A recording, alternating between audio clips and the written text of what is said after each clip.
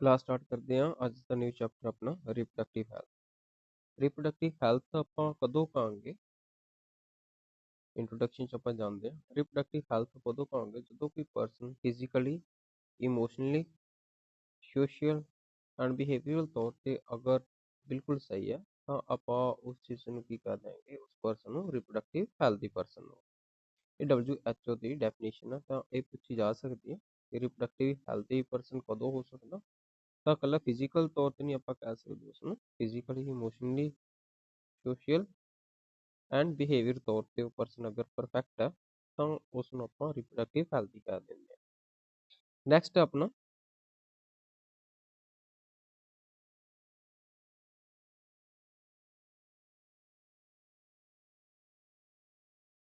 Second term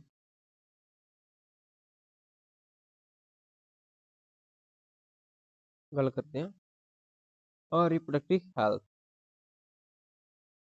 problem and strategies. Indian government ਨੇ reproductive health ਨੂੰ ਜੋ ਪ੍ਰੋਬਲਮ ਆ ਰਹੀਆਂ ਸੀ ਉਸ ਨੂੰ ਸੋਲਵ ਕਰਨ ਲਈ ਕੁਝ ਸਟ੍ਰੈਟਜੀਜ਼ ਬਣਾਈਆਂ ਸੀ, ਤਾਂ ਉਹ ਆਪਾਂ ਡਿਸਕਸ ਕਰਦੇ ਹਾਂ। ਤਾਂ ਰਿਪਰੋਡਕਟਿਵ ਹੈਲਥ ਨੂੰ ਲੈ ਕੇ ਇੰਡੀਅਨ ਗਵਰਨਮੈਂਟ ਨੇ ਇੱਕ ਇਨੀਸ਼ੀਏਟ ਲਿਆ ਸੀਗਾ, ਤਾਂ ਇੱਕ ਪ੍ਰੋਗਰਾਮ ਬਣਾਇਆ ਸੀ। ਉਸ ਪ੍ਰੋਗਰਾਮ ਦਾ ਨਾਮ ਹੈ ਫੈਮਿਲੀ ਪਲੈਨਿੰਗ ਪ੍ਰੋਗਰਾਮ। ਔਰ ਇਹ ਕਦੋਂ ਇਨੀਸ਼ੀਏਟ ਲਿਆ ਸੀਗਾ? ਇਹ 1951 1951 ਦੇ ਵਿੱਚ ਇਹ ਪ੍ਰੋਗਰਾਮ ਚਲਾਇਆ ਸੀ। ਔਰ ਇੰਡੀਆ ਫਸਟ ਕੰਟਰੀ ਸੀ ਜਿਸ ਨੇ ਰਿਪਰੋਡਕਟਿਵ ਹੈਲਥ ਦੇ ਜੋ ਆ ਰਹੀਆਂ ਪ੍ਰੋਬਲਮਸ ਆ ਉਹਨਾਂ ਦੀ ਸਟ੍ਰੈਟਜੀ ਬਣਾਈ ਸੀਗੀ। ਇਹ ਪੁੱਛਿਆ ਜਾ ਸਕਦਾ ਕਿ ਫੈਮਿਲੀ ਪਲੈਨਿੰਗ ਪ੍ਰੋਗਰਾਮ ਕਦੋਂ ਸਟਾਰਟ ਕਰਿਆ ਗਿਆ? 1951। ਇਹ ਯਾਦ ਕਰਨਾ ਔਰ ਇਹ ਪ੍ਰੋਗਰਾਮ ਵੀ ਦੇਖਣਾ ਕਿ ਕਿਹੜੇ ਵਾਲਾ। ਨੈਕਸਟ ਆਪਣੇ ਕੋਲ ਕੁਝ ਟਾਸਕ ਪਰਫਾਰਮ ਕਰੇਗਾ ਰਿਪਰੋਡਕਟਿਵ ਹੈਲਥ ਨੂੰ ਲੈ ਕੇ। ਇੱਦਾਂ ਹੀ ਇੱਕ ਟਾਸਕ ਹੈ RCH। RCH ਕਿਹੜੇ ਵਾਲਾ ਹੈਗਾ? Reproductive child health care programme. Reproductive and child health care programme. ਇਹਦੇ 'ਚ ਆਏਗਾ ਕਿ ਇਸਦੇ ਵਿੱਚ ਹਰ ਤਰ੍ਹਾਂ ਦੀ ਨੌਲੇਜ ਨੂੰ ਲੈ ਕੇ ਅਵੇਅਰ ਕਰਨਾ, ਰਿਪਰੋਡਕਸ਼ਨ ਜਾਂ ਫਿਰ ਹੋਰ ਵੀ ਇਸ ਰਿਲੇਟਡ ਜੋ ਵੀ ਕਿਸੇ ਤਰ੍ਹਾਂ ਦੀ ਇਨਫੋਰਮੇਸ਼ਨ ਆ ਜੋ ਇੱਕ ਹਰੇਕ ਪਰਸਨ ਨੂੰ ਜਾਣਨਾ ਬੇਹੱਦ ਜ਼ਰੂਰੀ ਹੈ, ਤਾਂ ਆਪਾਂ ਉਹ ਦੇਖਦੇ ਹਾਂ। ਸਭ ਤੋਂ ਪਹਿਲਾਂ ਇਹਦੇ 'ਚ ਗੱਲ ਕਰਾਂਗੇ importance of breast feeding. Breast feeding ਦੀ ਜਿਹੜੀ ਇੰਪੋਰਟੈਂਸ ਹੈ ਉਸਦੇ ਬਾਰੇ ਦੱਸਿਆ ਗਿਆ ਇਸ ਟਾਸਕ ਦੇ ਜ਼ਰੀਏ। ਸੈਕਿੰਡ ਆਪਣੇ ਕੋਲ creating a awareness about care of a pregnant mother, post natal care of a mother and child। ਕਿ ਜੋ ਇੱਕ ਪ੍ਰੈਗਨੈਂਟ ਮਦਰ ਹੈ ਉਸ ਦੀ ਕੇਅਰ ਕਿਸ ਤਰ੍ਹਾਂ ਕਰਨੀ ਚਾਹੀਦੀ ਹੈ, ਔਰ ਜਦੋਂ ਡਿਲੀਵਰੀ ਹੋ ਜਾਏਗੀ ਤਾਂ ਉਸ ਡਿਲੀਵਰੀ ਦੇ ਬਾਅਦ ਵਿੱਚ ਮਦਰ ਔਰ ਬੱਚੇ ਦੀ ਕੇਅਰ ਕਿੱਦਾਂ ਕਰਨੀ ਹੈ, ਤਾਂ ਉਹ ਵੀ ਇਸ ਵਿੱਚ ਸਾਰੇ ਜੋ ਅਵੇਅਰਨੈਸ ਹੈ ਉਹ ਦੇ ਗਈ ਸੀ। ਨੈਕਸਟ ਆਪਣੇ ਕੋਲ discouraging children from believing in a myths। ਔਰ ਕੁਛ ਪੁਰਾਣੇ ਗੱਲਾਂ ਜੋ ਆਪਾਂ ਕਹਿ ਲੈਂਦੇ ਹਾਂ ਮਿਥਸ ਬਣੇ ਹੋਏ ਆ, ਤਾਂ ਉਹ ਮਿਥਸ ਨੂੰ ਡਿਸਕਸ ਕਰਦੇ ਹੋਏ ਔਰ ਜੋ ਮਿਸਕਨਸੈਪਸ਼ਨ ਹੈਗੇ ਆ, ਜੋ ਛੋਟੀਆਂ ਗੱਲਾਂ ਫੈਲਾਈਆਂ ਗਈਆਂ, ਸੈਕਸ ਰਿਲੇਟਡ ਐਸਪੈਕਟ ਜਿਹੜੇ ਆ ਉਸ ਨੂੰ ਵੀ ਕੀ ਕਰਿਆ ਗਿਆ, ਉਸ ਬਾਰੇ ਅਵੇਅਰ ਕਰਿਆ ਗਿਆ RCH ਦੇ ਥਰੂ। ਇੱਕ role of NGOs, audio visual and print media in creating awareness regarding sex related aspect। NGOs the role ਇਹਦੇ 'ਚ ਲਿਆ ਗਿਆ ਆਡੀਓ ਵਿਜ਼ੂਅਲ ਦੇ ਜ਼ਰੀਏ, ਪ੍ਰਿੰਟ ਮੀਡੀਆ ਦੇ ਜ਼ਰੀਏ। ਪ੍ਰਿੰਟ ਮੀਡੀਆ ਦੇ ਵਿੱਚ ਕੀ ਆ ਜਾਏਗਾ, ਜਿੱਦਾਂ ਨਿਊਜ਼ਪੇਪਰ ਸੀ ਉਸ ਸਮੇਂ ਦੇ, ਉਹਨਾਂ ਦੇ ਵਿੱਚ ਕੀ ਆ ਅਵੇਅਰਨੈਸ ਕ੍ਰੀਏਟ ਕਰੇਗੀ ਸੈਕਸ ਰਿਲੇਟਡ ਜਿਹੜੇ ਵੀ ਐਸਪੈਕਟ ਸੀਗੇ, ਕਿਉਂਕਿ ਬਹੁਤ ਸਾਰੀਆਂ ਚੀਜ਼ਾਂ ਬਣੀਆਂ ਹੁੰਦੀਆਂ ਹੈਗੀਆਂ, ਜਾਣਦੇ ਹਾਂ ਬਹੁਤ ਸਾਰੇ ਪਹਿਲੇ ਸਮੇਂ ਦੇ ਵਿੱਚ ਮੈਂਸਟਰੁਅਲ ਸਾਈਕਲ ਨੂੰ ਲੈ ਕੇ ਬਹੁਤ ਸਾਰੇ ਇੱਦਾਂ ਦੇ ਮਿਥਸ ਬਣੇ ਹੋਏ ਆ, ਜਾਣਕਾਰੀ ਨਹੀਂ ਹੁੰਦੀ ਸੀ ਲੋਕਾਂ ਨੂੰ ਕਿ ਇੱਕ ਨੈਚੁਰਲੀ ਜੋ ਪ੍ਰੋਸੈਸ ਹੈਗੀ ਆ ਉਸ ਨੂੰ ਬਹੁਤ ਹੀ ਗਲਤ ਢੰਗ ਦੇ ਨਾਲ ਲੋਕ ਲੈਂਦੇ ਸੀਗੇ। Next benefits of massive child immunisation. Immunisation ਜਿੱਦਾਂ ਆਪਾਂ ਵੈਕਸੀਨੇਸ਼ਨ ਕਰਦੇ ਹਾਂ ਉਸ ਦੇ ਬੈਨੀਫਿਟਸ ਬਾਰੇ ਦੱਸਿਆ ਗਿਆ। ਮੈਸਿਵ ਚਾਈਲਡ ਇਮਿਊਨਾਈਜੇਸ਼ਨ, ਜੋ ਬੱਚਿਆਂ ਦੇ ਵਿੱਚ ਵੈਕਸੀਨੇਸ਼ਨ ਹੁੰਦੀ ਇੱਕ ਤਰ੍ਹਾਂ ਦੀ ਇਮਿਊਨਾਈਜੇਸ਼ਨ ਹੀ ਹੁੰਦੀ, ਤਾਂ ਉਸ ਦੇ ਬੈਨੀਫਿਟਸ ਦੁਆਰਾ ਦੱਸਿਆ ਗਿਆ। Next introduction of sex education in school. School level ਤੇ ਜੋ ਇੱਕ ਏਜ ਹੁੰਦੀ ਹੈ ਜਿਸ ਦੇ ਵਿੱਚ ਆਉਣ ਵਾਲੇ ਚੇਂਜਸ ਬਾਰੇ ਬੱਚਿਆਂ ਨੂੰ ਉਸ ਬਾਰੇ ਜਾਣਕਾਰੀ ਦੇ ਕੇ, ਜਿੱਦਾਂ ਆਪਾਂ ਪੜ੍ਹਦੇ ਹਾਂ ਅਡੋਲਸੈਂਸ ਹੋ ਕੇ ਇਸ ਤੋਂ ਪਹਿਲਾਂ ਟੀਨ ਏਜ ਜਿਹੜੀ ਹੁੰਦੀ ਆ, ਜੋ ਵੀ ਚੇਂਜਸ ਆਉਂਦੇ ਆ ਉਸ ਬਾਰੇ ਜੋ ਇੱਕ ਜਨਰਲ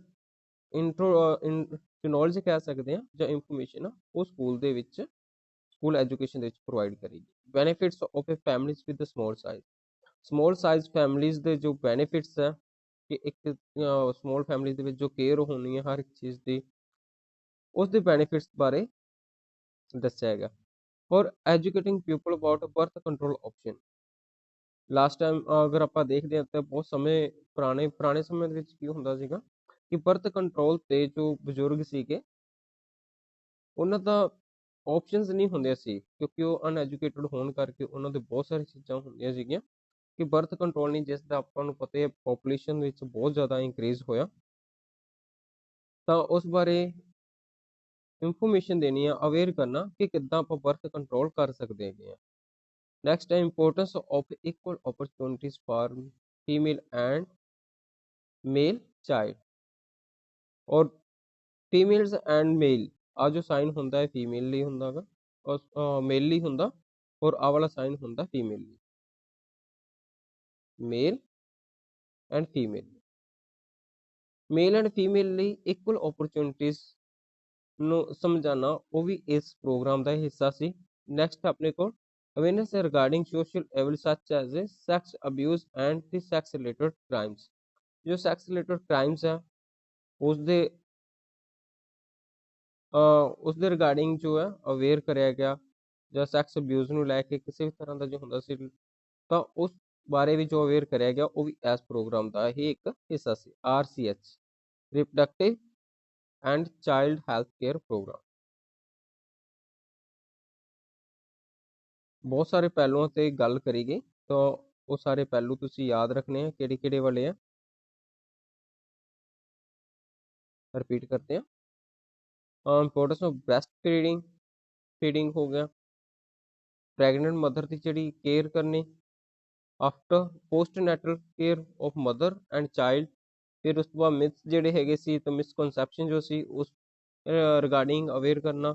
NGOs ਦਾ ਰੋਲ ਉਦੋਂ ਬਹੁਤ ਜ਼ਿਆਦਾ ਰਿਹਾ, audio visual and print media ਦੁਆਰਾ ਵੀ ਇਹ ਅਵੇਅਰ ਕਰਿਆ ਗਿਆ। ਸੈਕਸ ਰਿਲੇਟਡ ਜੋ ਐਸਪੈਕਟ ਸੀਗੇ, benefit of massive child immunisation, ਜੋ ਵੈਕਸੀਨੇਸ਼ਨ ਆਪਾਂ ਚਾਈਲਡਸ ਦੇ ਵਿੱਚ ਹੁੰਦੀ ਹੈ ਤਾਂ ਉਸਨੂੰ ਲੈ ਕੇ ਵੀ ਅਵੇਅਰ ਕਰਿਆ ਗਿਆ। ਔਰ ਸਕੂਲ ਲੈਵਲ ਤੇ ਜੋ ਇੱਕ ਬੇਸਿਕ ਨੌਲੇਜ ਹੁੰਦੀ ਹੈ, ਜੋ ਚੇਂਜਸ ਆਉਂਦੇ ਆ ਇਸ ਦੇ ਨਾਲ, ਤਾਂ ਉਸ ਐਜੂਕੇਸ਼ਨ ਨੂੰ ਵੀ ਪ੍ਰੋਵਾਈਡ ਕਰਿਆ ਗਿਆ ਸਕੂਲ ਦੇ ਵਿੱਚ। ਔਰ ਸਮਾਲ ਫੈਮਲੀਜ਼ ਦੇ ਜੋ ਬੈਨੀਫਿਟਸ ਹੈ ਉਸ ਬਾਰੇ ਅਵੇਅਰ ਕਰਿਆ ਗਿਆ। ਐਜੂਕੇਟਡ ਪੀਪਲ ਜਿਹੜੇ ਹੈਗੇ ਆ ਉਸ ਨੂੰ ਬਰਥ ਕੰਟਰੋਲ ਵਾਸਤੇ ਜੋ ਆਪਸ਼ਨਸ ਯੂਜ਼ ਕਰ ਸਕਦੇ ਆ ਉਸ ਬਾਰੇ ਉਹਨਾਂ ਨੂੰ ਅਵੇਅਰ ਕਰਿਆ ਗਿਆ। ਔਰ ਮੇਲ ਐਂਡ ਫੀਮੇਲ ਨੂੰ ਇਕੁਅਲ ਓਪਰਚੁਨਿਟੀਜ਼ ਦੀ ਜਿਹੜੀ ਹੈ ਉਸ ਦੀ ਇੰਪੋਰਟੈਂਸ ਹੈ ਉਸ ਬਾਰੇ ਦੱਸਿਆ ਗਿਆ। ਔਰ ਨੈਕਸਟ ਆਪਣੇ ਕੋਲ awareness regarding social evil such as a sex abuse and sex related crime ਜਿਹੜੇ ਆ ਉਸ ਰਿਗਾਰਡਿੰਗ ਅਵੇਅਰ ਕਰਿਆ। ਔਰ ਲਾਸਟ ਹੈ helping adolescence by providing information about reproductive organ hygienic sexual practices and STI। ਕਿ ਜੋ ਅਡੋਲਸੈਂਸ ਏਜ ਹੁੰਦੀ ਹੈ ਕਿ ਉਹਨਾਂ ਨੂੰ ਇਹ ਦੱਸਿਆ ਗਿਆ ਕਿ ਕਿਸ ਤਰ੍ਹਾਂ ਉਹ ਆਪਣੇ ਆਪ ਨੂੰ ਸਾਫ਼ ਸੁਥਰਾ ਰੱਖ ਸਕਦੇ ਆ, ਜੋ ਉਹਨਾਂ ਦਾ ਰਿਪਰੋਡਕਟਿਵ ਔਰਗਨ ਹੈ ਉਸ ਨੂੰ ਕਿੱਦਾਂ ਉਹਨਾਂ ਦੀ ਕੇਅਰ ਕਰ ਸਕਦੇ ਆ, ਔਰ ਜਿਸ ਨਾਲ ਕੀ ਹੋ ਸਕੇ ਉਹਨਾਂ ਦੀ ਜੋ STI ਹੁੰਦਾ ਸੈਕਸ਼ੂਅਲ ਟ੍ਰਾਂਸਮਿਟਡ ਡਿਸੀਜ਼।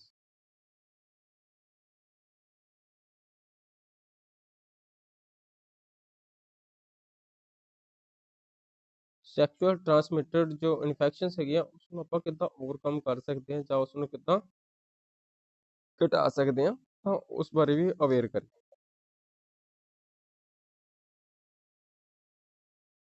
ਨੈਕਸਟ ਹੈ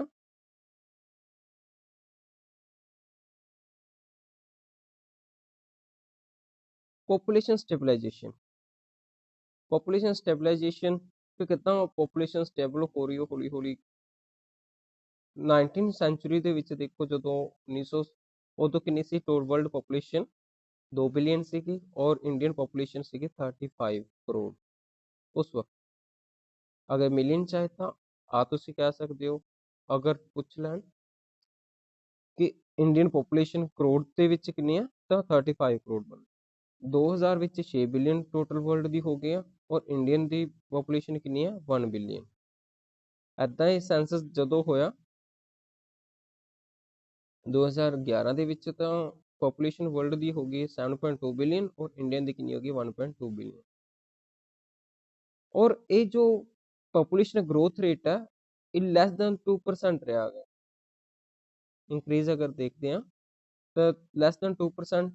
ਉਹ ਸੈਂਸਸ ਜਿਹੜਾ ਹੈਗਾ ਉਹ ਹਰੇਕ 10 ਸਾਲ ਬਾਅਦ ਹੁੰਦਾ, ਜਿਹਨੂੰ ਆਪਾਂ ਜਨਗਣਨਾ ਕਹਿ ਦਿੰਦੇ ਹਾਂ। ਅੱਜ ਜਨਗਣਨਾ ਦੇ ਹੀ ਅੰਕੜੇ ਆ ਜਿਹੜੇ ਆਪਣੇ ਕੋਲ ਇੱਥੇ ਸਟੈਟਿਸਟਿਕਸ ਦੇ ਰੱਖੀਆਂ। ਜਨਗਣਨਾ ਹੁੰਦੀ ਹੈ ਹਰ 10 ਸਾਲਾਂ ਬਾਅਦ। ਉਸ ਜਨਗਣਨਾ ਦੇ ਹੀ ਡਾਟਾ ਕਿ ਵਰਲਡ ਦੀ ਪੋਪੂਲੇਸ਼ਨ ਕਿੱਦਾਂ ਕਿੱਦਾਂ ਇੰਕਰੀਜ਼ ਕਰ ਰਹੀ ਹੈ ਔਰ ਕਿਸ ਰੇਟ ਦੇ ਨਾਲ ਹੋਈ ਹੈ। ਔਰ ਜੋ ਇੱਥੋਂ ਇੰਕਰੀਜ਼ ਦੇਖੋ ਕਿੰਨਾ ਹੋਇਆ, ਪਹਿਲਾਂ ਕਿੰਨਾ ਸਲੋ ਇੰਕਰੀਜ਼ ਆ ਔਰ 2000 ਤੋਂ 2011 ਦੇ ਵਿੱਚ ਦੇਖੋ ਕਿੰਨਾ 1.2 ਬਿਲੀਅਨ ਤੱਕ ਦਾ ਚੇਂਜ ਆਇਆ ਸਿਰਫ 10 ਸਾਲਾਂ ਦੇ ਵਿੱਚ। ਇਹ ਕਿੱਦਾਂ ਹੋ ਰਿਹਾ, ਇਹਦਾ ਕਾਰਨ ਕੀ ਹੈ, ਰੀਜ਼ਨ ਕੀ ਇਹਨਾਂ ਦੇ, ਇੱਕ ਡਿਕਲਾਈਨ ਇਨ ਡੈਥ ਰੇਟ, ਜੋ ਮੌਤ ਦਰ ਹੈ ਉਹ ਘਟ ਗਈ ਹੈ। ਔਰ ਸੈਕੰਡਲੀ ਰੈਪਿਡ ਡਿਕਲਾਈਨ ਇਨ ਮੈਟਰਨਲੀ ਮੋਰਟੈਲਿਟੀ ਰੇਟ। ਮੈਟਰਨਲੀ ਮੋਰਟੈਲਿਟੀ ਰੇਟ ਕੀ ਹੈ ਕਿ ਅੱਗੇ ਪੁਰਾਣੇ ਸਮੇਂ ਦੇ ਵਿੱਚ ਕੀ ਹੁੰਦਾ ਸੀ ਕਿ ਪ੍ਰੋਪਰ ਮੈਡੀਸਿਨ ਜਾਂ ਟ੍ਰੀਟਮੈਂਟ ਨਾ ਹੋਣ ਕਰਕੇ ਮਦਰ ਦੀ ਜੋ ਹੁੰਦੀ ਸੀ, ਜੋ ਪ੍ਰੈਗਨੈਂਟ ਫੀਮੇਲ ਹੁੰਦੇ ਸੀ ਉਹਨਾਂ ਦੀ ਡੈਥ ਹੋ ਜਾਂਦੀ ਸੀ, ਉਹਨਾਂ ਨੂੰ ਪ੍ਰੋਪਰ ਮੈਡੀਕਲ ਫੈਸਿਲਿਟੀਜ਼ ਨਾ ਹੋਣ ਕਰਕੇ। ਤਾਂ ਉਸ ਕਰਕੇ ਵੀ ਕੀ ਸੀ, ਪੋਪੂਲੇਸ਼ਨ ਇੰਕਰੀਜ਼ ਨਹੀਂ ਹੋ ਰਹੀ ਸੀ। ਨੈਕਸਟ ਹੈ ਡਿਕਰੀਜ਼ ਇਨ ਇਨਫੈਂਟ ਮੋਰਟੈਲਿਟੀ ਰੇਟ। ਔਰ ਜਦੋਂ ਦੇ ਆਪਣੇ ਕੋਲ ਮੈਡੀਕਲ ਫੈਸਿਲਿਟੀਜ਼ ਆਈਆਂ ਔਰ ਪ੍ਰੋਪਰ ਅਵੇਅਰਨੈਸ ਆਈ ਹੈ ਤਾਂ ਉਸ ਦੇ ਨਾਲ ਕੀ ਹੋਇਆ, ਇਨਫੈਂਟ ਮੋਰਟੈਲਿਟੀ ਰੇਟ, ਜੋ ਬੱਚੇ ਬਰਥ ਤੋਂ ਬਾਅਦ ਵਿੱਚ ਕੀ ਹੋ ਜਾਂਦੇ ਸੀ, ਪਹਿਲਾਂ ਬਹੁਤ ਸਾਰੇ ਬੱਚੇ ਡੈਥ ਦਾ ਸ਼ਿਕਾਰ ਹੋ ਜਾਂਦੇ ਸੀ, ਲੇਕਿਨ ਹੁਣ ਉੱਦਾਂ ਦਾ ਕੁਝ ਵੀ ਨਹੀਂ ਹੋ ਰਿਹਾ, ਜਿਸ ਕਰਕੇ ਜੋ ਇਨਫੈਂਟ ਮੋਰਟੈਲਿਟੀ ਰੇਟ ਹੈ ਉਹ ਵੀ ਕੀ ਹੋ ਗਿਆ, ਡਿਕਰੀਜ਼ ਹੋ ਗਿਆ। Increase in number of people in a reproducible age.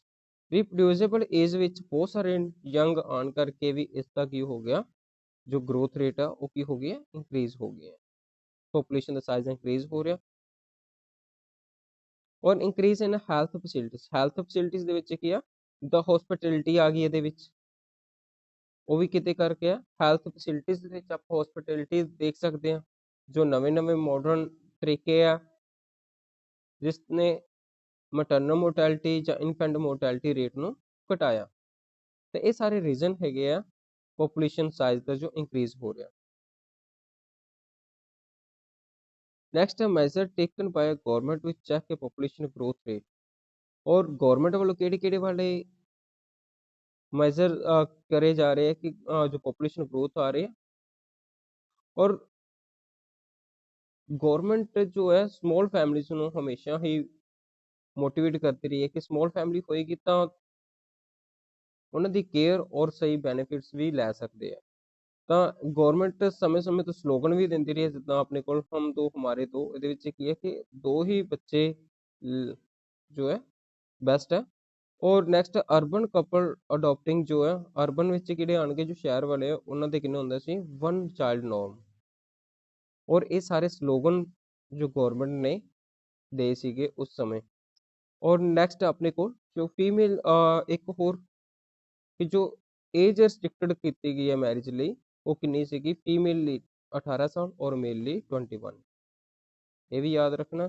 ਔਰ ਜਿਹੜੇ ਇੱਥੇ ਆਪਾਂ ਕਹਿ ਸਕਦੇ ਗਵਰਨਮੈਂਟ ਦੇ ਜਿਹੜੇ ਮੈਜ਼ਰ ਸੀਗੇ ਪੋਪੂਲੇਸ਼ਨ ਗਰੋਥ ਨੂੰ ਲੈ ਕੇ, ਤਾਂ ਕੁਝ ਸਲੋਗਨ ਵੀ ਚਲਾਏ ਗਏ ਸੀ ਜਿਸ ਨਾਲ ਕਿ ਜੋ ਫੈਮਲੀਜ਼ ਆ ਲਾਰਜ ਸਾਈਜ਼ 'ਚ ਨਾ ਰਹਿਣ, ਫੈਮਲੀਜ਼ ਕੀ ਹੋਣ, ਸਮੋਲ ਫੈਮਲੀਆਂ ਹੋਣ।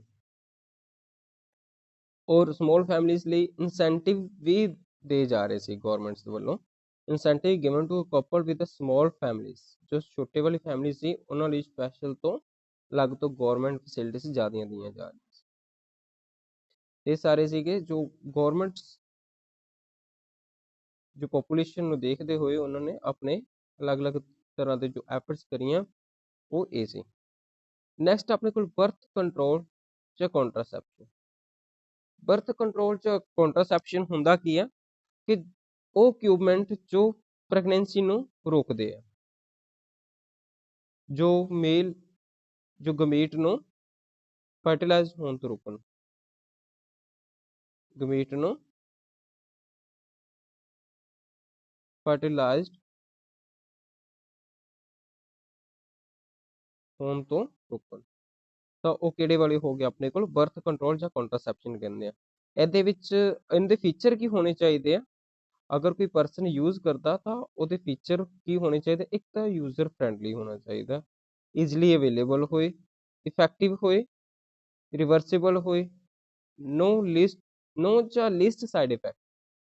ਇਹ ਸਾਰੇ ਫੀਚਰ ਹੋਣੇ ਚਾਹੀਦੇ ਜੋ ਵੀ ਕੰਟਰੋਲ ਜੋ ਆਈਡੀਅਲ ਕੰਟਰਾਸੈਪਟਿਵ ਹੈ, ਜੋ ਫਰਟੀਲਾਈਜੇਸ਼ਨ ਨੂੰ ਪ੍ਰੀਵੈਂਟ ਕਰ ਰਿਹਾ, ਕਿਸੇ ਤਰ੍ਹਾਂ ਦੀ ਪ੍ਰੈਗਨੈਂਸੀ ਨਹੀਂ ਹੋਣ ਦੇ ਰਿਹਾ, ਜੋ ਪ੍ਰੈਗਨੈਂਸੀ ਨੂੰ ਅਵੋਇਡ ਕਰ ਰਿਹਾ। ਤਾਂ ਉਹ ਇੱਕ ਕੰਟਰਾਸੈਪਟਿਵ ਦੇ ਜਿਹੜੇ ਫੀਚਰ ਹੈ ਕਿਹੜੇ-ਕਿਹੜੇ ਆ? ਯੂਜ਼ਰ ਫਰੈਂਡਲੀ ਹੋਣਾ ਚਾਹੀਦਾ, easily available, effective, reversible, no ਜਾਂ ਫਿਰ ਲੀਸਟ ਸਾਈਡ ਇਫੈਕਟ ਹੋਏ, no interference with the libido. Libido ਆਪਾਂ ਕਹਿ ਦਿੰਦੇ ਆ ਜੋ ਸੈਕਸ਼ੂਅਲ ਰਿਲੇਟਡ ਜੋ ਇੱਕ ਤਰ੍ਹਾਂ ਦਾ ਬਿਹੇਵੀਅਰ ਹੈ, ਉਸ ਚੀਜ਼ ਨੂੰ ਕਹਿ ਰਹੇ ਆ। ਲਿਬਿਡੋ ਹੁੰਦਾ ਸੈਕਸ ਰਿਲੇਟਡ ਬਿਹੇਵੀਅਰ, ਜਿਹੜਾ ਹੁੰਦਾ ਸੈਕਸ਼ੂਅਲੀ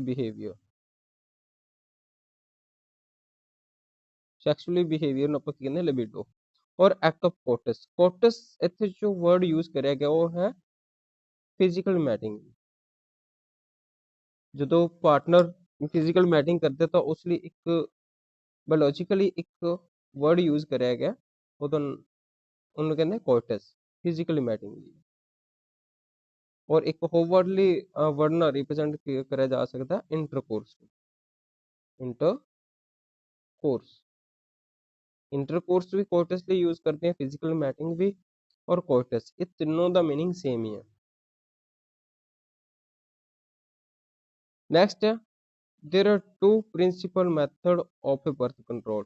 बर्थ कंट्रोल ਨੂੰ ਆਪਾਂ ਕਿਹੜੇ-ਕਿਹੜੇ ਮੈਥਡ ਦੇ ਜ਼ਰੀਏ ਆਪਾਂ ਕੰਟਰੋਲ ਕਰ ਸਕਦੇ ਹਾਂ? ਇੱਕ ਹੈ ਨੈਚੁਰਲ ਮੈਥਡ ਔਰ ਦੂਸਰੇ ਵਾਲਾ ਹੈ ਆਰਟੀਫੀਸ਼ੀਅਲ ਮੈਥਡ।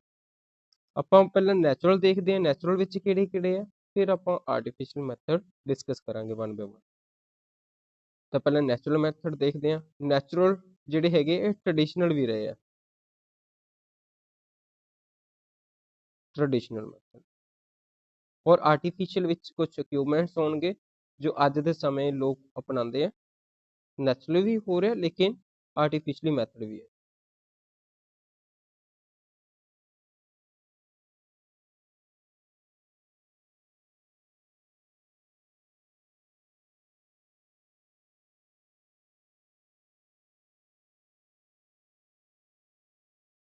ਸਭ ਤੋਂ ਪਹਿਲਾਂ ਗੱਲ ਕਰਦੇ ਹਾਂ ਆਪਾਂ ਨੈਚੁਰਲ ਟ੍ਰੈਡੀਸ਼ਨਲ ਮੈਥਡ ਕਿਹੜੇ ਵਾਲੇ ਹੋਣਗੇ? ਨੈਚੁਰਲ ਟ੍ਰੈਡੀਸ਼ਨਲ ਮੈਥਡ ਹੈਗੇ ਆ ਕਿ ਐਗ ਐਂਡ ਸਪਰਮ ਦੇ ਜਿਹੜੀ ਹੈ ਉਹਨਾਂ ਦੀ ਫਰਟੀਲਾਈਜੇਸ਼ਨ ਹੋਣ ਤੋਂ ਰੋਕਣਾ। ਸਭ ਤੋਂ ਪਹਿਲਾਂ ਪੀਰੀਓਡਿਕ ਐਬਸੈਂਟਿਸ ਕਿਹੜੇ ਵਾਲੇ ਆ?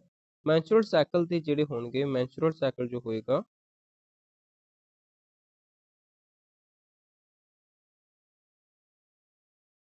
ਸਾਈਕਲ ਇਹ 1 to 5 डेज तक चलता है। और जो पूरा पीरियड ਜਿਹੜਾ ਹੈ ਮੈਂਸਟਰੁਅਲ ਸਾਈਕਲ ਜੋ ਇੱਕ ਪੀਰੀਓਡਿਕ ਜੋ ਉਹਦਾ ਟਾਈਮ ਆ ਉਹ ਹੁੰਦਾ 1 to 28 days ਅਪਰੋਕਸੀਮੇਟ।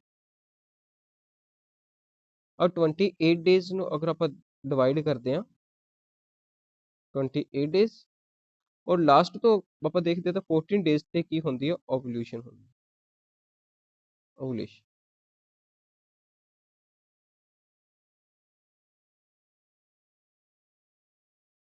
ਓਵੂਲੇਸ਼ਨ ਔਰ 2 ਦਿਨ ਪਹਿਲਾਂ ਵੀ ਹੋ ਸਕਦੀ ਹੈ। 2 ਦਿਨ ਪਹਿਲਾਂ ਦੀ ਗੱਲ ਕਰਦੇ ਤਾਂ ਕਦੋਂ ਹੋ ਸਕਦੀ ਹੈ? 12 डेज ਜਾਂ 2 ਦਿਨ ਬਾਅਦ ਵਿੱਚ ਹੋ ਸਕਦੀ ਹੈ, ਮਤਲਬ 16 डेज ਤੇ। 2 ਦਿਨ ਪਹਿਲਾਂ ਵੀ ਹੋ ਸਕਦੀ ਹੈ ਜਾਂ 2 ਦਿਨ ਬਾਅਦ ਵਿੱਚ ਵੀ ਹੋ ਸਕਦੀ ਹੈ। ਔਰ ਐਗ ਦੀ ਜੋ ਲਾਈਫ ਹੈ, ਜਦੋਂ ਐਗ ਰਿਲੀਜ਼ ਹੁੰਦਾ ਤਾਂ 1 डेज ਤੱਕ ਇਹ ਜਿੰਦਾ ਰਹਿ ਸਕਦਾ, ਵਰਕਿੰਗ ਰਹਿ ਸਕਦਾ। 1 डेज ਤੱਕ ਇਹ ਕੀ ਹੋਏਗਾ? ਵਰਕਿੰਗ ਹੋਏਗਾ। ਅਗਰ ਸਪਰਮ ਦੀ ਗੱਲ ਕਰਦੇ ਹਾਂ, ਸਪਰਮ 2 डेज वर्किंग रहेगा,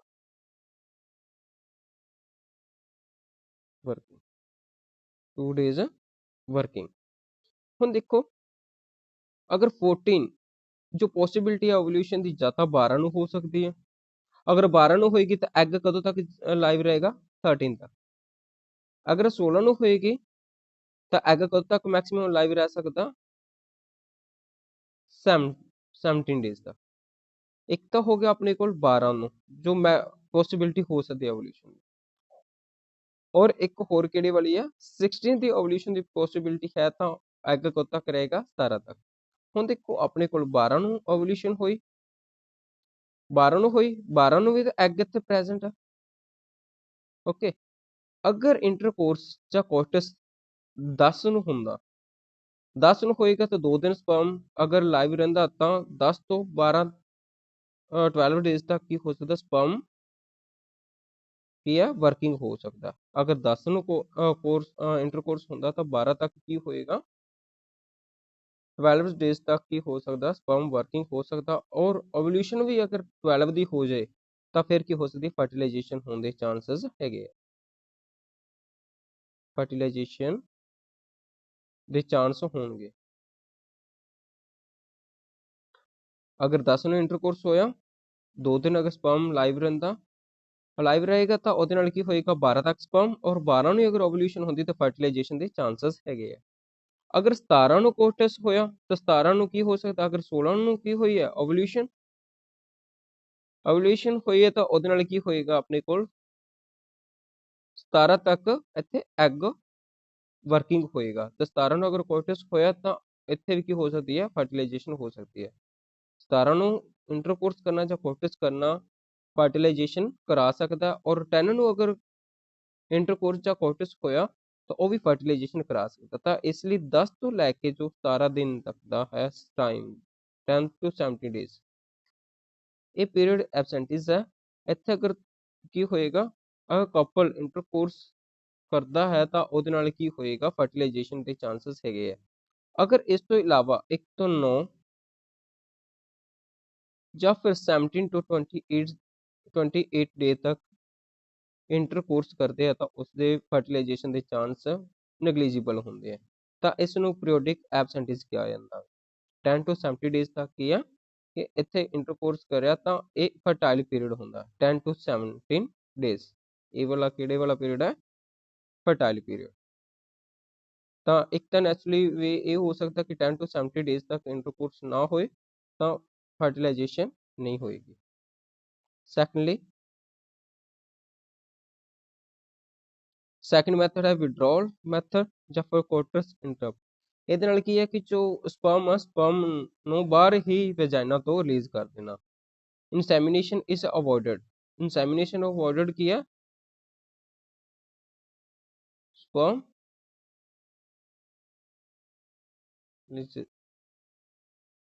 releases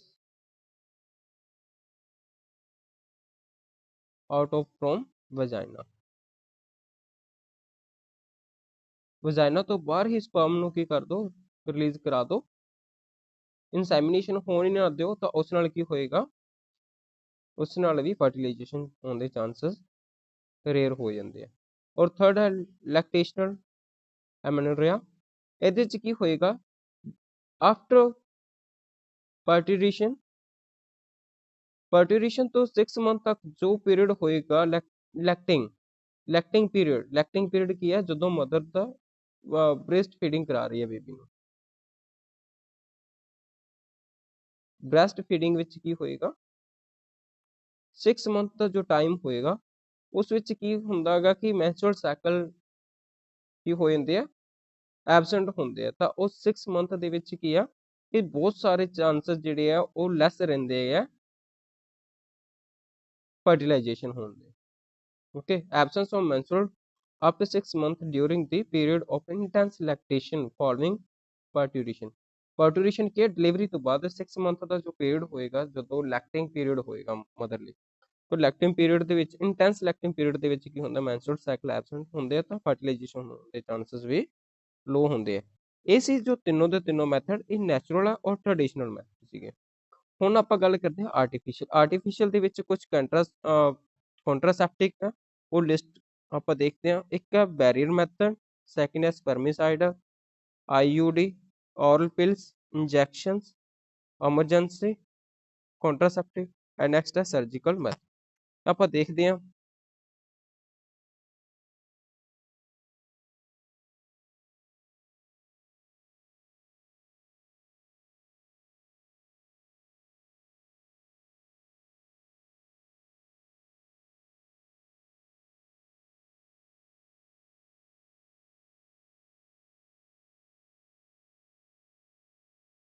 ਗੱਲ ਕਰਦੇ ਬੈਰੀਅਰ ਮੈਥਡ। ਬੈਰੀਅਰ ਮੈਥਡ ਦੇ ਵਿੱਚ ਕੀ ਆਏਗਾ ਆਪਣੇ ਕੋਲ, ਇਹਦੇ 'ਚ ਕੀ ਹੋਏਗਾ, ਬੈਰੀਅਰ ਮੈਥਡ ਓਵਮ ਐਂਡ ਸਪਰਮ ਦੀ ਜਿਹੜੀ ਫਿਜ਼ੀਕਲੀ ਮੀਟਿੰਗ ਆ ਉਸ ਨੂੰ ਪ੍ਰੀਵੈਂਟ ਕਰੇਗਾ। ਔਰ ਆਪਣੇ ਕੋਲ ਬੈਰੀਅਰ ਮੈਥਡ 'ਚ ਕੀ ਹੋਏਗਾ, ਆਪਣੇ ਕੋਲ ਕੰਡੋਮ ਹੈ।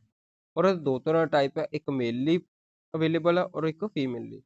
ਔਰ ਇਹਦੀ ਕੰਪੋਜੀਸ਼ਨ ਕੀ ਹੈਗੀ ਆ, ਇਹ ਰਬੜ ਐਂਡ ਲੈਟੈਕਸ ਤੋਂ ਬਣਿਆ ਹੋਇਆ। ਕਿੱਥੋਂ ਬਣਿਆ ਹੋਇਆ, ਰਬੜ ਐਂਡ ਲੈਟੈਕਸ ਤੋਂ। ਔਰ ਰੀਜਨ ਕਵਰ ਮੇਨਲੀ ਇਹ ਕਿੱਥੇ ਯੂਜ਼ ਹੋਏਗਾ, ਪੈਨਿਸ ਤੇ। ਔਰ ਫੀਮੇਲ ਲਈ ਕਿੱਥੇ ਹੋਏਗਾ, ਵੈਜਾਈਨਾ ਐਂਡ ਸਰਵਿਕਸ ਤੇ। ਔਰ ਪ੍ਰੋਵਾਈਡ ਪ੍ਰੋਟੈਕਸ਼ਨ ਫਰੋਮ STI। ਇਹ ਦੋਨੋਂ ਦੇ ਦੋਨੋਂ ਹੀ ਸੈਕਸ਼ੂਅਲ ਟ੍ਰਾਂਸਮਿਟਡ ਇਨਫੈਕਸ਼ਨ ਜਿਹੜੀਆਂ ਹੈਗੀਆਂ ਉਹਨਾਂ ਦੋਨਾਂ ਤੋਂ ਹੀ ਕੀ ਕਰਦੇ, ਬਚਾਉਂਦੇ ਆ। ਸੈਕਸ਼ੂਅਲ ਟ੍ਰਾਂਸਮਿਟਡ ਇਨਫੈਕਸ਼ਨ ਜਿਹੜੇ ਹੈਗੇ ਆ ਉਸ ਤੋਂ ਕੀ ਕਰਦੇ ਆ, ਇਹ ਸੇਫ ਕਰਦੇ ਆ, ਦੋਨੋਂ ਹੀ ਪ੍ਰੋਟੈਕਟ ਕਰਦੇ ਆ। ਨੈਕਸਟ ਹੈ ਆਪਣੇ ਕੋਲ ਡਾਇਫਰਮ। ਇਹ ਵੀ ਇੱਕ ਤਰ੍ਹਾਂ ਦਾ ਬੈਰੀਅਰ ਮੈਥਡ ਹੀ ਆ, ਲੇਕਿਨ ਇਹ ਕੀ ਕਰੇਗਾ, ਇਹ ਸਿਰਫ ਔਰ ਸਿਰਫ ਗਮੇਟ ਦੀ ਫਿਊਜ਼ਨ ਹੋਣ ਤੋਂ ਬਚਾਉਂਦਾ ਹੈ, ਗਮੇਟ ਦੀ ਫਿਊਜ਼ਨ ਹੋਣ ਤੋਂ ਬਚਾਏਗਾ। ਇਹ ਵੀ ਰਬੜ ਦੇ ਬੈਰੀਅਰ ਹੈ। ਇਹ ਕਵਰ ਕਿੱਥੇ ਹੁੰਦੇ, ਸਰਵਿਕਸ। ਸਰਵਿਕਸ ਕਿਹੜੇ ਵਾਲਾ ਪਾਰਟ ਹੈ, ਇਹ ਫੀਮੇਲ ਦਾ ਹੀ ਪਾਰਟ ਹੈ, ਵਜਾਈਨਾ ਦਾ ਹੀ ਪਾਰਟ ਹੈ। ਔਰ ਇਹ ਰੀਯੂਜ਼ੇਬਲ ਵੀ ਹੈ। Do not protect from STI।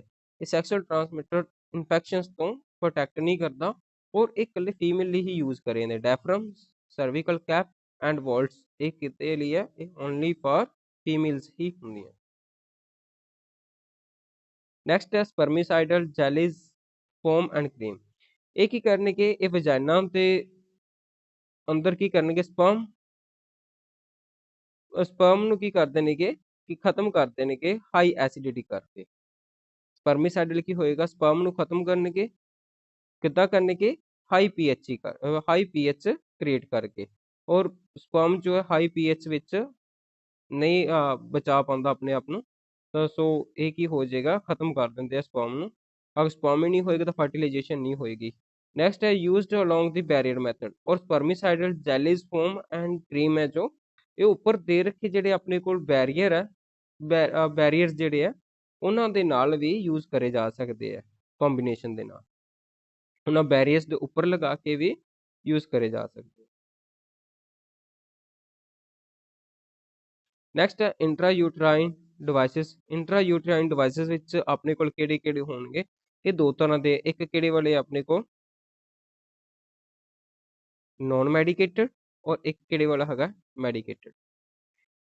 और ये जो IUD है, इंट्रा यूट्राइन डिवाइसेस, ये एक ਜਾਂ ਤਾਂ ਡਾਕਟਰ, ਐਕਸਪਰਟ ਡਾਕਟਰ ਜਾਂ ਫਿਰ ਨਰਸ ਦੇ ਦੁਆਰਾ ਹੀ ਇਨਸਰਟ ਕਰੇ ਜਾਂਦੇ ਯੂਟਰਸ ਦੇ ਅੰਦਰ। ਇਹ ਫੀਮੇਲ ਵਾਸਤੇ ਹੀ ਹੈ, ਇਹ ਫੀਮੇਲ ਦੇ ਯੂਟਰਸ ਦੇ ਅੰਦਰ ਇਸ ਨੂੰ ਇਨਸਰਟ ਕਰਾਇਆ ਜਾਂਦਾ ਜਾਂ ਤਾਂ ਡਾਕਟਰ ਦੁਆਰਾ ਜਾਂ ਫਿਰ ਐਕਸਪਰਟ ਨਰਸਿਸ ਦੁਆਰਾ। ਔਰ ਇਹ ਹਾਈਲੀ ਅਸੈਪਟਡ ਮੈਥਡ ਹੈ ਜੋ ਇੰਡੀਆ ਦੇ ਵਿੱਚ ਯੂਜ਼ ਹੋ ਰਿਹਾ।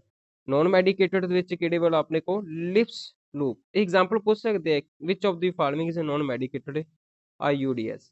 ਤਾਂ ਤੁਸੀਂ ਯਾਦ ਰੱਖਣਾ ਲਿਪਸ ਲੂਪ ਇਹ ਕਿਹੜੇ ਵਾਲਾ ਹੈਗਾ, ਨॉन ਮੈਡੀਕੇਟਡ ਹੈ। ਔਰ ਮੈਡੀਕੇਟਡ ਆਪਣੇ ਕੋਲ ਦੋ ਤਰ੍ਹਾਂ ਦੇ ਹੋਣਗੇ, ਇੱਕ ਹਾਰਮੋਨ ਰਿਲੀਜ਼ਿੰਗ ਹੋਏਗਾ, ਇੱਕ ਕਿਹੜੇ ਵਾਲਾ ਹੋਏਗਾ, ਕਾਪਰ ਕੋਟਡ। ਹਾਰਮੋਨ ਰਿਲੀਜ਼ਿੰਗ ਕੀ ਕਰੇਗਾ, ਇਹ ਹਾਰਮੋਨ ਨੂੰ ਹੀ ਰਿਲੀਜ਼ ਕਰਾਏਗਾ ਔਰ ਸਪਰਮ ਦੀ ਜਿਹੜੀ ਹੈ, ਸਪਰਮ ਨੂੰ ਫਰਟੀਲਾਈਜੇਸ਼ਨ ਹੋਣ ਤੋਂ ਰੋਕੇਗਾ। ਤਾਂ ਦੇਖਦੇ ਕਿੱਦਾਂ ਕੰਮ ਕਰਨਗੇ। ਜੋ ਹਾਰਮੋਨ ਰਿਲੀਜ਼ਿੰਗ ਇੰਟਰਾ ਯੂਟਰਾਈਨ ਡਿਵਾਈਸਿਸ ਹੈਗੇ ਆ ਉਹਦੇ ਐਗਜ਼ਾਮਪਲ ਕਿਹੜੀ ਹੈਗੀ ਹੈ, ਪ੍ਰੋਜੈਸਟਾ, ਜ਼ਰਟ ਐਂਡ LNG20। ਪ੍ਰੋਜੈਸਟਾ, ਜ਼ਰਟ ਐਂਡ LNG20 ਇੱਕ ਐਗਜ਼ਾਮਪਲਸ ਦੇ ਰੱਖੀਆਂ ਆਪਣੇ ਕੋਲ ਜੋ ਹਾਰਮੋਨ ਰਿਲੀਜ਼ਿੰਗ ਹੈ। LNG20 ਇਹ ਵੀ ਹਾਰਮੋਨ ਰਿਲੀਜ਼ਿੰਗ IUD ਹੈ ਔਰ ਪ੍ਰੋਜੈਸਟਾ, ਜ਼ਰਟ ਇਹ ਵੀ ਇੱਕ ਹਾਰਮੋਨ ਰਿਲੀਜ਼ਿੰਗ ਇੰਟਰਾ ਯੂਟਰਾਈਨ ਡਿਵਾਈਸ ਹੈ। ਇਹ ਕਰਨੇ ਕੀ ਮੋਡ ਆਫ ਐਕਸ਼ਨ ਕੀ ਹੈ, ਇਹ ਯੂਟਰਸ ਨੂੰ ਅਨਸੂਟੇਬਲ ਕਰ ਦੇਣਗੇ ਇੰਪਲਾਂਟੇਸ਼ਨ ਲਈ and cervix hostile to sperm. मतलब फर्टिलाइजेशन तो हो जाएगी लेकिन इम्प्लांटेशन नहीं हो पाएगी। जो जाइकोट फॉर्म होके यूट्रस के अंदर आएगा लेकिन यूट्रस ਨੂੰ ਕੀ ਕਰਿਆ ਹੋਏਗਾ, ਇਸਨੇ ਉਸਦੀ ਜੋ ਸੁਟੇਬਲ ਨਹੀਂ ਕਰੇਗਾ ਯੂਟਰਸ ਨੂੰ ਇੰਪਲਾਂਟੇਸ਼ਨ ਲਈ। ਇਹਨੇ ਕੀ ਕਰਤਾ, ਯੂਟਰਸ ਨੂੰ ਅਨਸੂਟੇਬਲ ਬਣਾ ਦਿੱਤਾ ਇੰਪਲਾਂਟੇਸ਼ਨ ਲਈ ਔਰ ਇੰਪਲਾਂਟੇਸ਼ਨ ਨੂੰ ਰੋਕ ਦੇਗਾ। ਅਗਰ ਇੰਪਲਾਂਟੇਸ਼ਨ ਨਹੀਂ ਹੋਏਗੀ ਤਾਂ ਕਿਸੇ ਤਰ੍ਹਾਂ ਦੀ ਪ੍ਰੈਗਨੈਂਸੀ ਨਹੀਂ ਹੋਏਗੀ। ਔਰ ਸੈਕੰਡਲੀ ਇਹ ਸਰਵਿਕਸ ਹੋਸਟਾਈਲ ਇਹ ਕੀ ਕਰੇਗਾ, ਸਰਵੈਕਸ ਨੈਕਸਟ ਕੀ ਹੈ, it make a uterus unsuitable for implantation and cervix hostile to sperm. और स्पर्म ਨੂੰ ਵੀ ਕੀ ਕਰ ਦੇਗਾ, ਅਨਸੂਟੇਬਲ ਬਣਾ ਦੇਗਾ ਯੂਟਰਸ ਦੇ ਅੰਦਰ। ਨੈਕਸਟ ਹੈ ਕਾਪਰ ਕੋਟਡ। ਕਾਪਰ ਕੋਟਡ ਦੇ ਵਿੱਚ ਆਪਣੇ ਕੋਲ ਕਿਹੜੀਆਂ ਆ ਗਈਆਂ, Cu7 and multi loaded 375। Copper जो है 7 एंड मल्टी लोडेड एक कॉपर कोटेड है, लेकिन ये दोनों मेडिकेटेड ਹੈਗੀਆਂ। ਇਹ ਕੀ ਕਰਨਗੀਆਂ, ਸਪਰਮ ਦੀ ਜਿਹੜੀ ਹੋਏਗੀ, ਸਪਰਮ ਨੂੰ ਫੈਗੋਸਾਈਟੋਸਿਸ, ਸਪਰਮ ਨੂੰ ਖਤਮ ਕਰ ਦੇਣਗੀਆਂ। Increase the phagocytosis of sperm within uterus, uterus ਦੇ ਅੰਦਰ ਸਪਰਮ ਨੂੰ ਖਤਮ ਕਰਨਾ ਸ਼ੁਰੂ ਕਰ ਦਿੰਦੀਆਂ ਕਾਪਰ ਕੰਟੇਨਿੰਗ ਜਿਹੜੀਆਂ ਹੈਗੀਆਂ ਆਪਣੇ ਕੋਲ, ਜਾਂ ਕਾਪਰ ਕੋਟਡ ਜਿਹੜੀਆਂ ਆਈਯੂਡੀ ਹੈ, ਸਪਰਮ ਨੂੰ ਖਤਮ ਕਰਨਾ ਸ਼ੁਰੂ ਕਰ ਦੇਣਗੇ ਯੂਟਰਸ ਦੇ ਅੰਦਰ। ਕਿਹੜੇ ਵਾਲੀ ਐਕਸ਼ਨ ਦੇ ਜ਼ਰੀਏ, ਫੈਗੋਸਾਈਟੋਸਿਸ ਕਰਕੇ। ਔਰ ਕਾਪਰ ਆਇਨ ਜੋ ਹੈ ਇਹ ਸਪਰਮ ਦੀ ਮੋਟਿਲਿਟੀ ਨੂੰ ਵੀ ਕੀ ਕਰ ਦੇਗਾ, ਲੈਸ ਕਰ ਦੇਗਾ, ਉਸ ਦੀ ਕਪੈਸਿਟੀ ਨੂੰ ਜਿਹੜੀ ਹੈ ਘਟਾ ਦੇਗਾ, ਉਸ ਦੀ ਮੂਵਿੰਗ ਕਪੈਸਿਟੀ ਨੂੰ ਘਟਾ ਦੇਗਾ ਕਾਪਰ ਕੋਟਡ ਜਿਹੜੀ ਇੰਟਰਾ ਯੂਟਰਾਈਨ ਡਿਵਾਈਸਿਸ ਹੈ। ਇਹ ਸੀ ਆਪਣੇ ਕੋਲ ਇੰਟਰਾ ਯੂਟਰਾਈਨ ਡਿਵਾਈਸਿਸ। ਦੋ ਤਰ੍ਹਾਂ ਦੀ ਕਰੀ ਆਪਾਂ, ਨॉन ਮੈਡੀਕੇਟਡ ਔਰ ਇੱਕ ਕਿਹੜੇ ਵਾਲੀ, ਮੈਡੀਕੇਟਡ। ਮੈਡੀਕੇਟਡ ਵਿੱਚ ਫਰਦਰ ਦੋ ਤਰ੍ਹਾਂ ਦੀ, ਹਾਰਮੋਨ ਰਿਲੀਜ਼ਿੰਗ ਔਰ ਦੂਸਰੀ ਕਿਹੜੀ ਹੈਗੀ ਹੈ, copper coated intra uterine device. और कॉपर कंटेनिंग वाले याद रख लेना, स्पर्म की जी मोटिलिटी भी सप्रेस करती है और फैगोसाइटोसिस कराएगी स्पर्म की यूटरस के अंदर। तो दूसरी बारी की है, अनसुटेबल कर देगी यूटरस नू इंप्लांटेशन।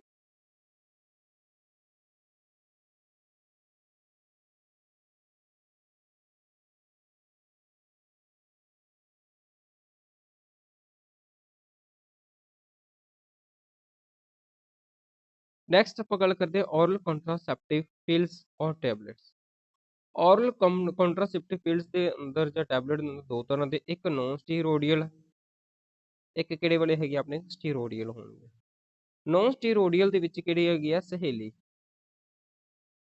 और ए वाले की हैगे दूसरे स्टीरोडियल विच प्रोजेस्ट्रोजन, प्रोजेस्ट्रोजन हार्मोन भी हो सकता, स्टीरोडियल हो सकता, और या फिर कॉम्बिनेशन प्रोजेस्ट्रोजन और एस्ट्रोजन का कॉम्बिनेशन भी हो सकता।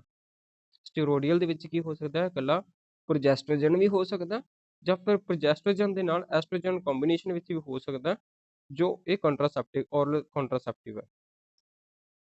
सहेली ये नॉन स्टीरोडियल है, इसका मोड ऑफ एक्शन की हुंदा है, ये यूट्रस नू की करेगी, यूट्रस के अंदर इंप्लांटेशन नहीं होने देगी, यूट्रस के अंदर इंप्लांटेशन रोकती, फर्टिलाइजेशन नहीं रोकेगी, किनू रोकेगी, इंप्लांटेशन रोकेगी, interfere with the implantation. Fertilisation चाहे हो भी गई है, लेकिन इंप्लांटेशन नहीं होने देगी यूट्रस के अंदर। तो दूसरी साइड अगर स्टीरोडियल की गल करते हैं, एक इनहिबिट ओवुलेशन, एग के रिलीज भी रोकती है, और सैकंडली इंप्लांटेशन होने भी की करेगी, इफेक्ट करेगी। और क्वालिटी जो होएगी म्यूकस की, सर्विकल म्यूकस जी है उसकी क्वालिटी भी की कर देगी, चेंज कर देगी, सो दैट कि जो स्पर्म है उसकी एंट्री ना हो पाए। ये सारे स्टीरोडियल जिहड़े है, स्टीरोडियल कितों बने हैं, प्रोजेस्ट्रोजन और एस्ट्रोजन एंड प्रोजेस्ट्रोजन के कंबीनेशन तो भी हो सकते हैं, अलोन भी हो सकता और के दोनों के कंबीनेशन तो भी हो सकते हैं। कम कहते हैं एवोल्यूशन रोकना और इंप्लांटेशन ना होने देना, और क्वालिटी चेंज कर देना म्यूकस की, सर्विकल म्यूकस की, म्यूकस जो है उसकी क्वालिटी चेंज करना कि स्पर्म की जी है एंट्री उसनों रिटार्ड, मतलब एंट्री नू घटाया जा सकता, स्पर्म की एंट्री नू घट गया, स्पर्म लैस नंबर च पहुंचणगे तो चांसिस जिहड़े हैगे वो भी की हो जाएंगे, लो हो जाएंगे। फिर नैक्सट है डोजेस। सहेली दी डोजेस किद्दां लैनी है, ये एक बारी ही हफ्ते दे विच लैनी है। तो दूसरे स्टीरोडियल जिहड़े हैगे आ, ये मैंस्ट्रुअल साइकिल दे फस्ट 5 डेज तो लैके फस्ट 5 डेज दे विच शुरू करनी है, और रेगुलरली 21 डेज तक लैनी। स्टार्ट कदों करनी है, विद इन 1 to 5 डेज जिहड़े हुंदे मैंस्ट्रुअल साइकिल दे, और रेगुलरली 21 डेज, नैक्सट 21 डेज तक इस दी डोजेस नू लिया जाना। और दोनों तो दोनों इफेक्टिवनेस है, highly contraceptive value with very few side effect, और इधर के pills are very effective with less side effect and well accepted by female. दोनों ही सही है, दोनों के ही साइड इफेक्ट लो है, लेकिन हाई कॉन्ट्रासेप्टिव है और वेरी फ्यू साइड इफेक्ट है दोनों के ही। और एक क्वेश्चन इंपॉर्टेंट है, सहेली सहेली डिवेलप किने करी है, CDRA, इंपॉर्टेंट क्वेश्चन है वाला, पूछ लेंदा कि सहेली नू किन्ने फॉर्म करा, CDRA ਔਰ ਇਹ ਫਾਰਮ ਕਿੱਥੇ ਹੋਇਆ? ਲਖਨਊ ਦੇ। CDRI ਲਖਨਊ ਦੇ ਵਿੱਚ ਲੋਕੇਟਡ ਹੈ, ਔਰ ਲਖਨਊ ਕਿੱਥੇ ਹੈਗਾ? ਉੱਤਰ ਪ੍ਰਦੇਸ਼ ਦੇ ਵਿੱਚ। ਇੱਕ ਇੰਸਟੀਚਿਊਟ ਹੀ ਹੈ ਜਿਸ ਨੇ ਸਹੇਲੀ ਨੂੰ ਫਾਰਮ ਕਰਿਆ, ਔਰ ਇਹ ਹੈ ਕਿੱਥੇ? ਲਖਨਊ ਦੇ ਅੰਦਰ। ਨੈਕਸਟ ਹੈ ਆਪਣੇ ਕੋਲ ਇੰਪਲਾਂਟੇਸ਼ਨ। ਇੰਪਲਾਂਟਸ ਕੀ ਹੈਗੇ ਆ? ਇਹ ਸਕਿਨ ਦੇ ਅੰਦਰ ਇੰਪਲਾਂਟ ਕਰਿਆ ਜਾਏਗਾ, ਪਲੇਸਡ ਅੰਡਰ ਸਕਿਨ। ਔਰ ਇਹ ਇੰਪਲਾਂਟਸ ਵੀ ਕਿੱਥੋਂ ਬਣੇ ਹੋਏ ਆ? ਇਹ ਵੀ ਸਟੀਰੋਇਡਲ, ਜੋ ਪ੍ਰੋਜੈਸਟੋਜਨ ਕੱਲਾ ਵੀ ਹੋ ਸਕਦਾ, ਜਾਂ ਫਿਰ ਕੰਬੀਨੇਸ਼ਨ ਵੀ ਹੋ ਸਕਦਾ ਕਿਹਦਾ? ਪ੍ਰੋਜੈਸਟੋਜਨ ਐਂਡ ਐਸਟ੍ਰੋਜਨ ਦਾ। ਉਹਦੀ ਮੋਡ ਆਫ ਐਕਸ਼ਨ ਕੀ ਹੈ? ਸੇਮ ਜਿੱਦਾਂ ਉੱਪਰ ਆਪਾਂ ਪੜ੍ਹ ਕੇ ਆਏ ਆ, ਸਟੀਰੋਇਡਲ ਵਿੱਚ ਓਵੂਲੇਸ਼ਨ ਨੂੰ ਐਂਡ ਇੰਪਲਾਂਟੇਸ਼ਨ ਹੋਣ ਨੂੰ ਇਨਹਿਬਿਟ ਕਰਨਾ, ਔਰ alter the quality of a cervical mucus to retard the entry of sperm। Same ਜੋ ਉੱਪਰ ਸਟੀਰੋਇਡਲ ਦੇ ਕਰਿਆ, ਸੇਮ ਹੀ ਇੱਥੇ ਇੰਪਲਾਂਟਸ ਦਾ ਵੀ ਹੈ, ਲੇਕਿਨ ਇਹ ਸਕਿਨ ਦੇ ਅੰਦਰ ਪਲੇਸ ਹੁੰਦਾ। ਜੋ ਆਪਾਂ ਔਰਲ ਜਾਂ ਕੰਟਰਾਸੈਪਟਿਵ ਪੜ੍ਹੇ ਉਹਦੇ ਟੈਬਲੇਟ ਜਾਂ ਫਿਰ ਔਰਲ ਹੁੰਦੇ ਆ ਜੋ ਯੂਜ਼ ਕਰੀਆਂ ਜਾਂਦੀਆਂ। ਔਰ injection usually share similar mode of action and composition as an implant। injection usually share similar mode of action composition as a implants। ਜੋ ਇੰਜੈਕਸ਼ਨ ਜਿਹੜੇ ਹੁੰਦੇ ਆ ਉਹ ਵੀ ਕੀ ਕਰਦੇ ਆ? ਸਿਮਿਲਰ ਹੀ ਮੋਡ ਦਿੰਦੇ ਆ ਜਿੱਦਾਂ ਇੰਪਲਾਂਟਸ ਦੇ ਰਹੇ ਆ। ਉਹਦਾ ਮੋਡ ਆਫ ਐਕਸ਼ਨ ਕੀ ਹੁੰਦਾ? ਸਿਮਿਲਰ ਹੀ ਹੁੰਦਾ ਵਾ। ਨੈਕਸਟ ਹੈ ਐਮਰਜੈਂਸੀ ਕੰਟਰਾਸੈਪਟਿਵ। ਐਮਰਜੈਂਸੀ ਕਦੋਂ ਲਿਆ ਜਾਂਦਾ? ਇਹ ਐਮਰਜੈਂਸੀ ਕੰਡੀਸ਼ਨ ਦੇ ਵਿੱਚ ਜਦੋਂ ਅਨਪ੍ਰੋਟੈਕਟਡ ਕੋਟਸ ਹੋ ਜੇ, ਜਾਂ ਫਿਰ ਰੇਪ ਵਾਲੇ ਕੇਸ 'ਚ ਜਦੋਂ ਪ੍ਰੈਗਨੈਂਸੀ ਨੂੰ ਪ੍ਰੀਵੈਂਟ ਕਰਨਾ, ਪ੍ਰੈਗਨੈਂਸੀ ਤੋਂ ਅਵੋਇਡ ਕਰਨਾ, ਤਾਂ ਅਨਪ੍ਰੋਟੈਕਟਡ ਸੈਕਸ ਲਈ ਜਾਂ ਅਨਪ੍ਰੋਟੈਕਟਡ ਕੋਟਸ ਤੋਂ ਦੇ ਕੇਸ ਵਿੱਚ ਕੀ ਹੁੰਦਾ? ਐਮਰਜੈਂਸੀ ਕੰਟਰਾਸੈਪਟਿਵ ਯੂਜ਼ ਕਰੀਆਂ ਜਾਂਦੀਆਂ। ਇਹਦੇ 'ਚ ਕੀ ਹੋਏਗਾ? ਪ੍ਰੋਜੈਸਟੋਜਨ ਅਲੋਨ ਵੀ ਹੋ ਸਕਦਾ, ਔਰ ਫਿਰ ਕੰਬੀਨੇਸ਼ਨ ਵੀ ਹੋਏਗਾ, ਪ੍ਰੋਜੈਸਟੋਜਨ ਐਂਡ ਐਸਟ੍ਰੋਜਨ ਦਾ ਕੰਬੀਨੇਸ਼ਨ ਵੀ ਹੋ ਸਕਦਾ। ਤਾਂ ਕਰੈਕਟਰਿਸਟਿਕਸ ਕੀ ਹੈਗੀਆਂ? Effect with 72 hours of a coitus. Coitus ਦੇ 72 ਆਵਰਸ ਦੇ ਵਿੱਚ ਅਗਰ ਉਸ ਪੀਰੀਅਡ ਦੇ ਵਿੱਚ ਲੈ ਲਿਆ ਜਾਏ ਤਾਂ ਇਹ ਕੀ ਹੋਏਗਾ? ਇਫੈਕਟਿਵ ਹੋਏਗਾ। Use to prevent a conception resulting from a rape। Rape ਵਾਲੇ ਕੇਸ ਵਿੱਚ ਵੀ ਔਰ ਅਨਪ੍ਰੋਟੈਕਟਡ ਜੋ ਇੰਟਰਕੋਰਸ ਹੋਇਆ ਉਸ ਤੋਂ ਵੀ ਬਚਿਆ ਜਾ ਸਕਦਾ। ਰੇਪ ਵਾਲੇ ਕੇਸ ਵਿੱਚ ਵੀ ਪ੍ਰੈਗਨੈਂਸੀ ਨੂੰ ਰੋਕਿਆ ਜਾ ਸਕਦਾ ਜੋ ਐਮਰਜੈਂਸੀ ਕੰਟਰਾਸੈਪਟਿਵ ਆ, ਜਾਂ ਫਿਰ ਅਨਪ੍ਰੋਟੈਕਟਿਵ ਜੋ ਇੰਟਰਕੋਰਸ ਹੋਇਆ ਉਸ ਤੋਂ ਵੀ ਬਚਿਆ ਜਾ ਸਕਦਾ। ਉਹ ਇਹਦੇ ਵਿੱਚ ਇੱਕ ਤਾਂ ਆਪਣੇ ਕੋਲ ਪ੍ਰੋਜੈਸਟੋਜਨ ਜਾਂ ਫਿਰ ਪ੍ਰੋਜੈਸਟੋਜਨ ਤੇ ਐਸਟ੍ਰੋਜਨ ਕੰਬੀਨੇਸ਼ਨ ਹੈ, ਜਾਂ ਫਿਰ ਥਰਡ ਵਾਲੀ ਜਿਹੜੀ ਆਪਣੀ ਐਮਰਜੈਂਸੀ ਹੈ ਇੰਟਰਾ UDS। ਇਹ ਵੀ ਐਜ਼ ਏ ਐਮਰਜੈਂਸੀ ਕੰਟਰਾਸੈਪਟਿਵ ਆਉਂਦੀਆਂ ਹੈਗੀਆਂ।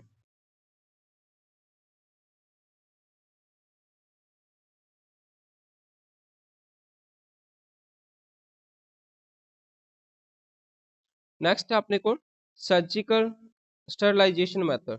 ਸਰਜੀਕਲ ਸਟਰਲਾਈਜੇਸ਼ਨ ਮੈਥਡ ਕਿਹੜੇ ਵਾਲੇ ਹੋਣਗੇ? ਕਿ ਸਰਜਰੀ ਦੇ ਥਰੂ ਆਪਾਂ ਕੀ ਕਰਨਾ? ਸਰਜਰੀ ਦੇ ਥਰੂ ਆਪਾਂ ਗਮੇਟ ਦਾ ਜਿਹੜਾ ਹੈ ਜਾਂ ਟਰਾਂਸਪੋਰਟ ਜਿਹੜਾ ਹੋਣਾ ਜਿੱਥੋਂ ਗਮੇਟ ਉਸ ਨੂੰ ਬਲੌਕ ਕਰ ਦੇਣਾ। ਸਰਜਰੀ ਦੇ ਥਰੂ ਕੀ ਕਰਨਾ? Block gamete transport. ਸਰਜਰੀ ਦੇ ਥਰੂ ਕੀ ਕਰ ਦੇਣਾ? Block gamete transport. ਕਿ ਗਮੇਟ ਟਰਾਂਸਪੋਰਟ ਹੀ ਨਾ ਹੋਣ ਤਾਂ ਆਪਾਂ ਉਸਦਾ ਜੋ ਪਾਥ ਹੈ ਉਸ ਨੂੰ ਬਲੌਕ ਕਰ ਦੇਣਾ। ਲੇਕਿਨ ਇਹ ਮੋਸਟਲੀ ਕੀ ਹੁੰਦਾ? ਇਹ ਰਿਵਰਸਿਬਿਲਿਟੀ ਨਹੀਂ ਹੁੰਦੀ, ਪੂਰ ਰਿਵਰਸਿਬਿਲਿਟੀ ਐਂਡ ਹਾਈ ਇਫੈਕਟਲੀ ਹੈ।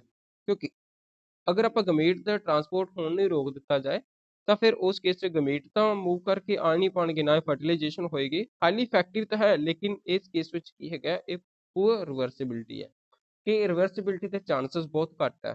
ਤੇ ਮੋਡ ਆਫ ਐਕਸ਼ਨ ਦੇ ਵਿੱਚ ਕੀ ਹੈ? Block gamete transport. ਦੋ ਤਰ੍ਹਾਂ ਦੀ ਹੋਏਗੀ, ਇੱਕ ਟਿਊਬੈਕਟੋਮੀ, ਇੱਕ ਕਿਹੜੀ ਵਾਲੀ ਹੈਗੀ ਹੈ? ਵੈਸੈਕਟੋਮੀ। ਟਿਊਬੈਕਟੋਮੀ ਹੋਏਗੀ ਫੀਮੇਲ ਦੇ ਵਿੱਚ। ਇਹਦੇ 'ਚ ਫਲੋਪੀਅਨ ਟਿਊਬ ਨੂੰ ਕੱਟ ਜਾਂ ਫਿਰ ਟਾਈ ਕਰ ਦਿੱਤਾ ਜਾਂਦਾ ਤਾਂ ਕਿ ਜੋ ਓਵਰੀਜ਼ ਤੋਂ ਆਉਣ ਵਾਲਾ ਓਵਮ ਹੈ ਉਹ ਸਪਰਮ ਨਾਲ ਫਰਟੀਲਾਈਜ਼ਡ ਹੀ ਨਾ ਹੋ ਪਾਏ। ਇੱਕ ਸਰਜਰੀ ਦੇ ਥਰੂ ਇਹ ਸਾਰੀ ਪ੍ਰੋਸੈਸ ਹੋਏਗੀ। ਕੱਟ and tie the ਫਲੋਪੀਅਨ tube. ਫਲੋਪੀਅਨ tube ਅਗਰ ਕੱਟ ਜਾਂ ਟਾਈ ਕਰ ਲਈ ਜਾਏਗੀ ਤਾਂ ਉਹਦੇ ਨਾਲ ਓਵਰੀ ਤੋਂ ਆਉਣ ਵਾਲਾ ਓਵਮ ਸਪਰਮ ਤੱਕ ਪਹੁੰਚ ਨਹੀਂ ਪਾਏਗਾ। ਤਾਂ ਇਹ ਹੋਏਗਾ ਕਿੱਦਾਂ? ਇਨਸੀਜ਼ਨ ਇਨ ਐਬਡੋਮਨ ਔਰ ਥਰੂ ਦੀ ਵਜਾਈਨਾ। ਵਜਾਈਨਾ ਦੇ ਥਰੂ ਇਨਸੀਜ਼ਨ ਕਰਿਆ ਜਾਏਗਾ ਜਾਂ ਫਿਰ ਐਬਡੋਮਨ ਦੇ ਥਰੂ। ਦੂਸਰੀ ਸਾਈਡ ਅਗਰ ਆਪਾਂ ਗੱਲ ਕਰਦੇ ਹਾਂ ਵੈਸੈਕਟੋਮੀ, ਤਾਂ ਇਹ ਮੇਲ ਦੇ ਵਿੱਚ ਹੋਏਗਾ। ਕੱਟ ਐਂਡ ਟਾਈ ਵਾਸ ਡਿਫਰੈਂਸਾ। ਵਾਸ ਡਿਫਰੈਂਸਾ ਜੋ ਸਪਰਮ ਨੂੰ ਟੈਸਟਿਸ ਤੋਂ ਲੈ ਕੇ ਆਉਂਦਾ ਅੱਗੇ ਸੈਮਨੀਫੈਲਸ ਜੋ ਟਿਬਿਊਲ ਹੈ ਉਹ ਤੱਕ, ਨੈਕਸਟ ਪ੍ਰੋਸਟੇਟ ਤੋਂ ਹੁੰਦਾ ਹੈ ਅੱਗੇ ਯੂਰੇਥਰਾ ਦੇ ਥਰੂ ਵਜਾਨਾ ਤੱਕ। ਲੇਕਿਨ ਅਗਰ ਵਾਸ ਡਿਫਰੈਂਸ ਆ ਹੀ ਟਾਈ ਜਾਂ ਕੱਟ ਕਰ ਦਿੱਤੀ ਜਾਏ ਤਾਂ ਟੈਸਟਿਸ ਤੋਂ ਸਪਰਮ ਪਹੁੰਚ ਹੀ ਨਹੀਂ ਪਾਣਗੇ ਉਸ ਪਾਥ ਦੇ ਜ਼ਰੀਏ, ਤਾਂ ਫਿਰ ਉਹਦੇ ਨਾਲ ਕੀ ਹੋਏਗਾ, ਫਿਊਜ਼ਨ ਹੋਣ ਦੇ ਚਾਂਸਸ, ਜੋ ਸਪਰਮ ਹੀ ਨਹੀਂ ਆਏਗਾ ਫਿਊਜ਼ਨ ਹੋ ਹੀ ਨਹੀਂ ਪਾਏਗੀ, ਫਰਟੀਲਾਈਜੇਸ਼ਨ ਹੋਏਗੀ ਹੀ ਨਹੀਂ। ਤਾਂ ਸਮॉल ਇਨਸੀਜ਼ਨ ਔਨ ਦੇ ਸਕ੍ਰੈਟਮ। ਸਕ੍ਰੈਟਮ ਕਿਹੜੇ ਵਾਲਾ? ਇੱਕ ਤਰ੍ਹਾਂ ਦੀ ਪੋਟਲੀ ਹੈ ਜਿਸ ਦੇ ਵਿੱਚ ਟੈਸਟਿਸ ਹੋਲਡਰ ਕਰੇ ਹੋਏ ਹੈ। ਤਾਂ ਇੱਕ ਤਰ੍ਹਾਂ ਦਾ ਬੈਗ ਹੈ ਜਿਸ ਦੇ ਵਿੱਚ ਕੀ ਹੈ, ਟੈਸਟਿਸ ਹੋਲਡ ਕਰੇ ਹੋਏ ਆ, ਤਾਂ ਉਸਨੂੰ ਆਪਾਂ ਸਕ੍ਰੋਟਮ ਕਹਿੰਦੇ ਆ। ਕਵਰਿੰਗ ਹੈ, ਆਊਟਰ ਕਵਰਿੰਗ ਆਫ ਟੈਸਟਿਸ। ਤਾਂ ਇਹ ਵਾਲਾ ਸੀ ਆਪਣੇ ਕੋਲ surgical sterilisation method. Surgical sterilisation method ਹੈ ਤਾਂ ਇਫੈਕਟਿਵ, ਲੇਕਿਨ ਪੂਅਰ ਰਿਵਰਸਿਬਿਲਿਟੀ ਹੈ। ਅੱਜ ਦੀ ਕਲਾਸ 'ਚ ਇੰਨਾ ਹੀ। ਨੈਕਸਟ ਕਲਾਸ 'ਚ ਆਪਾਂ ਬਾਕੀ ਦਾ ਚੈਪਟਰ ਕਰਾਂਗੇ। Thank you.